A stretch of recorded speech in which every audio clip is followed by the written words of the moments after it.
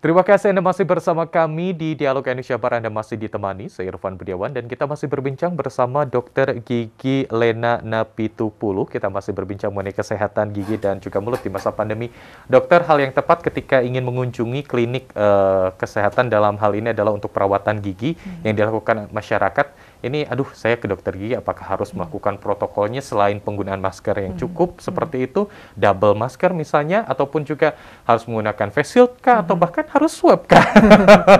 Nah, ini akhirnya juga menghambat masyarakat untuk pergi ke dokter gigi. Benar-benar. Jadi sebenarnya kan karena isu pandemi kita ini, isu COVID itu adalah berasal dari aerosol dari dalam mulut ya. Jadi makanya kenapa awal-awal pandemi banget, itu dokter gigi banyak yang tutup, sehingga banyak tindakan kedokteran gigi itu yang dibatasi.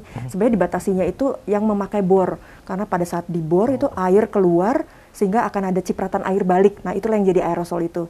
Cuman lambat laun ya, kita semua belajar dari masa pandemi ini. Jadi sekarang mulai dilakukan kembali tindakan perawatan gigi seperti penambalan, pembersihan karang gigi, karena nggak bisa kita tunggu sampai pandemi, karena kerusakan gigi itu akan terus berjalan, nggak bisa nunggu si pandeminya gitu. Tapi ya perlu diperhatikan untuk masyarakat semua jika mendatangi dokter gigi. Jadi sebaiknya dipastikan bahwa protokol kesehatannya memang benar dijalankan di dokter gigi tersebut. Artinya pasien yang datang, kalau di saya itu biasanya menggunakan perjanjian. Jadi pasien tidak perlu menunggu antri bersama dengan pasien-pasien yang lain. Pertama itu sudah menjaga social distancing kita ya, physical distancing gitu. Jadi pada saat datang biasanya sudah diketahui apa yang diperlukan. Nah, biasanya yang harus dilakukan adalah sesuatu yang menjadi keluhan utama pasien. Sakit gigi jelas dong, nggak bisa tunggu sampai pandemi beres. Nah, apa yang menjadi sakit giginya itu, ya itu yang segera diatasi oleh dokter gigi itu tersebut. Tapi kalau misalnya tindakan seperti lain, pembersihan karang gigi seperti itu bisa juga dilakukan. Tentu saja dokter gigi itu sudah menyiapkan alat-alat yang mendukung untuk mencegah penularan aerosol dari dalam mulut pasien. Jadi banyak alat yang sudah digunakan dan harusnya semuanya sudah baik keadaannya untuk diberikan kepada pasien. Oke, appointment, perjanjian. Ini menjadi hal yang penting untuk meminimalisir antrian. Karena mungkin ketika banyaknya antrian, ini juga untuk kondisi penyebaran pandemi juga bisa saja terjadi. Tapi dengan adanya perjanjian dengan dokter dengan dokter gigi itu sendiri, ini bisa meminimalisir minimal adalah antrian seperti itu ya, atau kerumunan. Jadi itu yang bisa Anda lakukan. Yang pertama adalah soal perjanjian dengan dokter gigi, dan terutama soal tentunya sterilisasi dari alat-alat antar misalnya satu pasien dengan pasien lainnya, seperti apa nih dok? Pergantian misalnya. Jadi sebenarnya itu dengan perjanjian artinya dokter gigi itu sudah merencanakan bahwa satu hari itu dia akan melakukan berapa pasien, tindakan apa, kemudian alat apa yang harus dipersiapkan. Jadi dipastikan sebenarnya kalau sterilisasi alat akan sama sebelum pandemi dan sesudah pandemi. Tapi artinya diharapkan bahwa yang dulunya seperti itu, sterilisasinya sekarang jadi lebih diperketat gitu, sterilisasinya. Jadi semua alat dipersiapkan untuk berapa pasien yang akan dilakukan pada satu hari. Kemudian jadi tindakan sterilisasi ruangan juga sekarang harus, karena kita juga lakukan sterilisasi ruangan selain sterilisasi alat, itu juga butuh waktu, sehingga pasien juga harus dijaga supaya nggak berderet gitu. Jadi supaya ada waktu untuk melakukan sterilisasi ruangan. Alat jelas setiap pasien alat yang dimasukkan ke dalam mulut pasien itu semuanya steril, jadi bukan sekali pakai.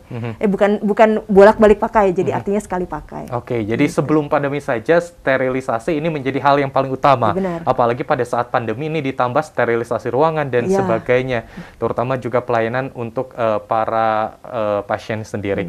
Nah, masyarakat banyak yang berpikir bahwa gigi ini bukan hal yang terlalu penting, misalnya seperti itu, karena ketika gigi bisa dicabut ketika sakit gigi dan sebagainya. Nah, ini bagaimana melihat bahwa masyarakat masih berpikiran bahwa gigi ini bukan sesuatu hal yang terlalu penting dibandingkan organ tubuh lainnya? Iya, benar sih.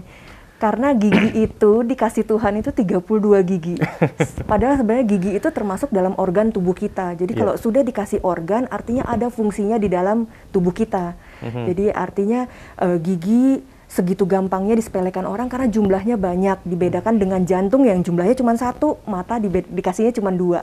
Jadi artinya saya selalu bilang kalau ada makanan lezat di depan kita, kalau nggak punya gigi nggak ada namanya lezat itu. Jadi penting sekali menjaga kesehatan gigi kita itu, karena memang organ itu memang ada fungsinya di dalam mulut kita untuk menjaga supaya pengunyahan kita dengan baik, profil muka kita tetap baik, bahkan kesehatan pencernaan kita juga tergantung sama kesehatan gigi kita sendiri.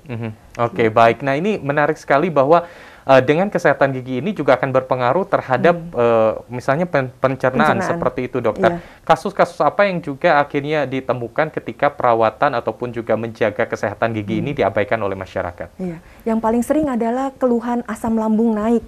Dok, mah saya sering kambuh seperti itu biasanya. Biasanya saya lihat dari umur 40 tahunan ke atas yang mulai banyak kehilangan gigi, lalu mulai menyesal gitu. Aduh, pakai gigi palsu itu nggak enak, jelas palsu nggak enak, lebih enak yang asli. Jadi kenapa kita bisa ada keluhan mah atau asam lambung naik itu karena makanan itu yang masuk ke dalam mulut kita tidak bisa terkunyah dengan baik.